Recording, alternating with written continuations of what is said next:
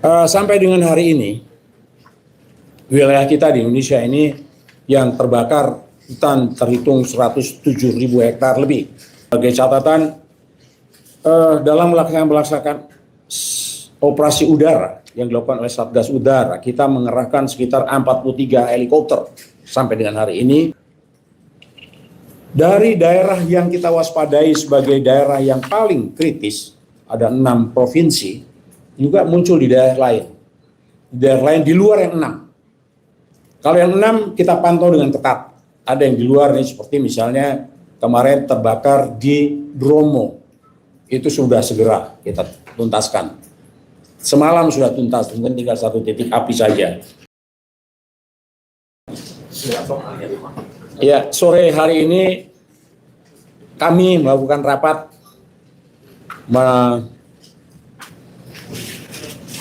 merespons cukup banyak satu situasi atau cuaca yang sangat keras dihadapi oleh kita sekarang, yang biasa disebut dengan El Nino yang kuat, yang sudah berlaku dan mulai berlaku sekarang sampai dengan awal September, awal Oktober yang akan datang.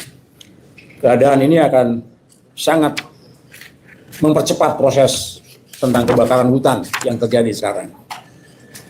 Sampai dengan hari ini, wilayah kita di Indonesia ini yang terbakar hutan terhitung 107.000 hektar lebih sampai dengan hari ini. Dan semoga ke depan kita masih bisa mempertahankan itu semua.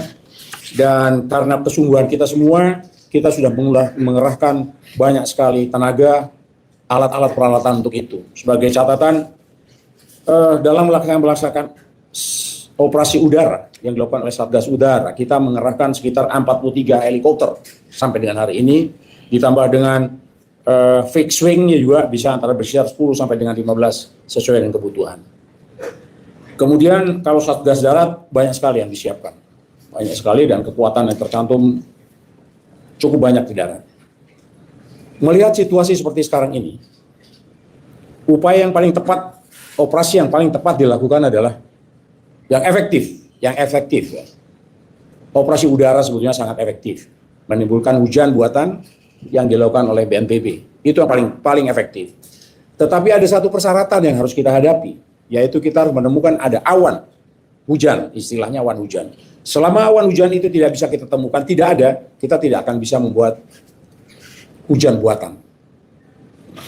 Untuk itu, maka kita mewaspadai betul perubahan cuaca sedikit apapun yang kira-kira akan memunculkan awan hujan, segera kita melakukan operasi modifikasi cuaca. Itu yang sangat membantu, karena cukup air besar jatuh dari udara, kemudian dan dalam daerah yang sangat luas. Tetapi keadaan yang sekarang, kita tidak bisa hanya menunggu operasi udara, menunggu awan hujan itu ada. Walaupun berdasarkan perkiraan sekarang ini, pada minggu-minggu ini sampai dengan tanggal 18 Agustus, itu ada 3 atau 4 hari kemungkinan awan hujan ada. Kalau itu ada, itu memang mungkin anugerah yang diberikan kepada kita. Mungkin menjelang 17 Agustus ini. Semoga itu akan keluar awan hujan itu. Tetapi operasi darat pun tetap dilakukan dengan air darat. Bermacam cara kita untuk melakukan itu. Sementara memang air juga sekarang sudah agak kurang di darat kita temukan. Tapi kita masih punya menggunakan flexible tank yang bisa kita bawa, kedepankan, bahkan mundur. Dan flexible tank nanti diisi dengan cara yang lain. Bahkan kita juga bisa membuat sumur di daerah-daerah itu. Sumur buatan, sumur yang saat itu harus bisa mengeluarkan air. Bisa gunakan itu. Segala cara kita lakukan. Kemudian dari daerah yang kita waspadai sebagai daerah yang paling kritis, ada 6 provinsi, juga muncul di daerah lain. Di daerah lain di luar yang 6. Kalau yang 6 kita pantau dengan ketat. Ada yang di luar nih, seperti misalnya kemarin terbakar di Bromo. Itu sudah segera kita tuntaskan. Semalam sudah tuntas, mungkin tinggal 1 titik api saja. Kemudian di Jawa Barat juga sudah selesai, di Gunung Gede, Pangrango, di situ itu pun sudah selesai. Kemudian di sekitar Rinjani juga ada, itu juga sudah selesai. Yang kita waspadai memang ada pada 6 provinsi itu. Itu adalah mulai dari Jambi, mulai dari Riau, kemudian Jambi, Sumatera Selatan, Kalbar, Kalteng, dan Kalsel. Dan itu pun sudah kita kendalikan sampai dengan saat ini.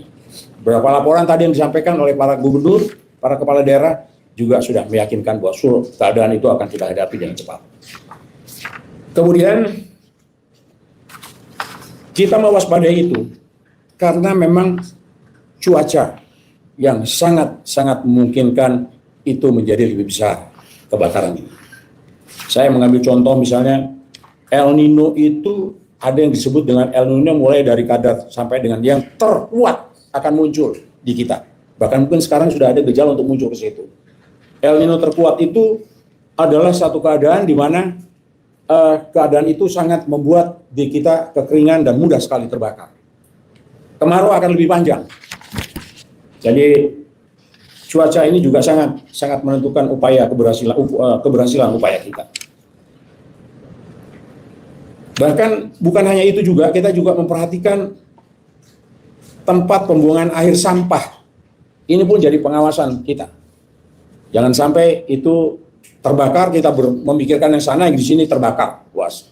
Upaya yang dilakukan untuk mengendalikan itu adalah di TPA itu selalu dibasahi agar tidak terbakar. Dan apabila terbakar, seperti kita ketahui bahwa ada gas metan yang cukup berbahaya buat kesehatan kita semua.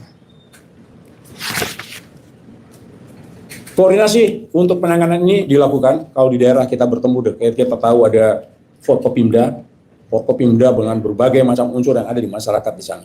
Sampai saat ini berjalan dengan baik. Semoga kita berharap dalam minggu ini sampai dengan tanggal 18 Agustus yang akan datang kita menemukan awan hujan sehingga kita bisa memudikan OMC kita lakukan. Apabila OMC itu kita lakukan, satu hal yang sangat membahagiakan kita untuk bisa menyelesaikan persoalan kebakaran hutan ini. Saya kira itu yang kami lakukan.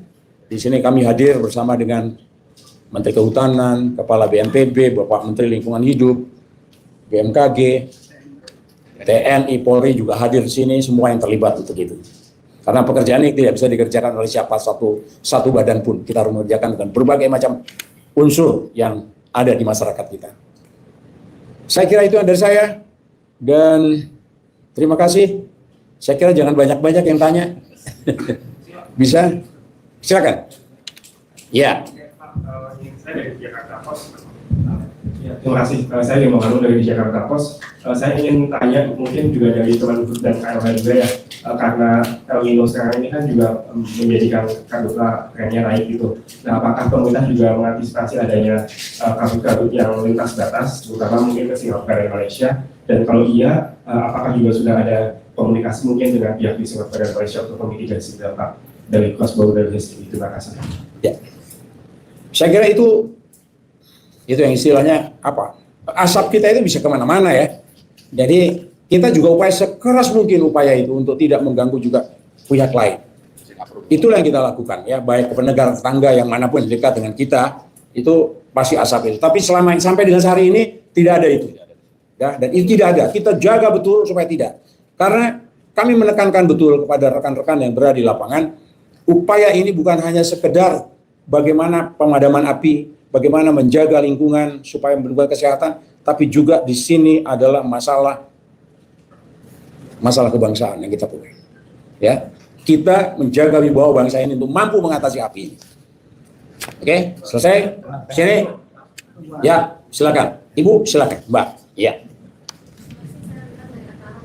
Coba antara. Kemarin ada untuk yang di Bromo itu semakin meluas, Pak. Meskipun memang mungkin sudah selesai di satu titik. Nah, apakah sudah dikomunikasikan juga dengan di TNBPS karena sudah ditutup ya Pak? Nah, itu kan mempengaruhi juga di kawasan Bromo seperti apa Pak? Lalu tadi Pak Menko Polhukam belum menyampaikan kalau TPA dibasahi Pak. Tapi untuk Pak Menteri LH mungkin nanti bisa membantu menjawab Pak. Masih sampai saat ini masih ada TPA masih open dumping. Nah, itu bagaimana penanganannya? Iya. Bromo ini Pak BNPT dan Menteri Kehutanan baru tadi malam pulang. Mungkin pagi ini baru tiba. Jadi tadi dilaporkan juga bahwa itu sudah kita selesaikan. Tinggal 1 titik, 2 titik saja. Gitu ya untuk itu. Kalau masalah TPA tadi Bapak Menteri LH juga Pak Jumur menyampaikan juga upaya untuk itu. Jadi kita jaga betul supaya disirami, supaya basah, supaya juga tidak mudah terbakar. Selain itu juga diawasi, dicegah ada orang yang melemparkan puntung rokok di sekitar itu. Itu ketat sekali karena apabila itu terjadi yang merepotkan kita semua. Lebih baik mencegah daripada terjadi pemadaman itu ya. Jadi udah sampai di situ. Tengah. Satu terakhir ya. Iya, silakan.